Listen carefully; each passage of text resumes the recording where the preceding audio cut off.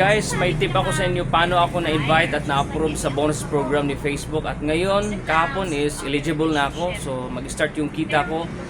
Kahapon, starting September 27 up until October 27. At ipapala rin sa sahod ako sa November 22. So, ang tips ko guys, advice sa inyo paano ma-invite at ma-approve sa bonus program ni Facebook is that ang ginawa ko is araw-araw ako nag-upload ng videos, 1 to 5 videos every day sa newsfeed. Iba yung Reels ha. Yung bonus program guys, parang ano yun, kagaya yun ng stream ads. Iba yung Reels. At ang maganda sa bonus program guys ni Facebook, pag qualified ka na is kikita ka sa ano, comments, videos, views, share, reaction, emoji. So maraming pagkakitaan guys. Kaya nga tinawag na ano bonuses program ni Facebook kasi maraming pagkakitaan. So yun lang guys. At kung gusto niyo katulad sa akin na ma-invite at ma-approve sa bonuses program ni Facebook is kung hindi niyo kaya araw-araw, at least guys 4 uploads in a week, 4 videos na ma-upload niyo sa newsfeed in a week.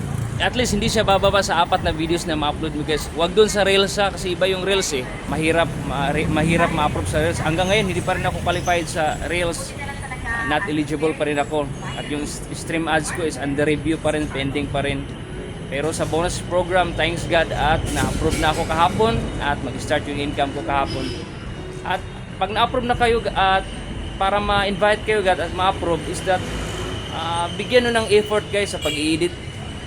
Lagyan nyo ng pagmamahal para ma-feel din ng mga viewers na talagang inayos niya pag-i-edit para i-share din nila yung videos mo. Huwag yung basta lang ka mag-upload para ma-qualified ka. Hindi ka rin i-invite at i-approve ni Facebook guys sa bonus program pag alam niyang upload ka lang na upload, hindi ka nag-i-edit ng maayos. Haluan mo rin ng pagmamahal guys. Kaya gaya ng ginawa ko kasi wala namang mas mahigit sa pagmamahal, okay? Yun yung tip ko guys. Ang ginawa ko, nag-upload ako 1 to 5 videos every day sa newsfeed, hindi sa Reels. At kung hindi nyo kaya yung ginawa ko guys, at least 4 videos na ma-upload nyo sa isang linggo guys, okay na yun.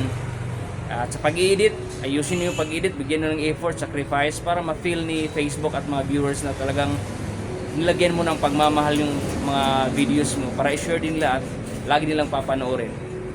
Okay guys, so sana may natutunan kayo sa videos ko ngayon at see you in my next video.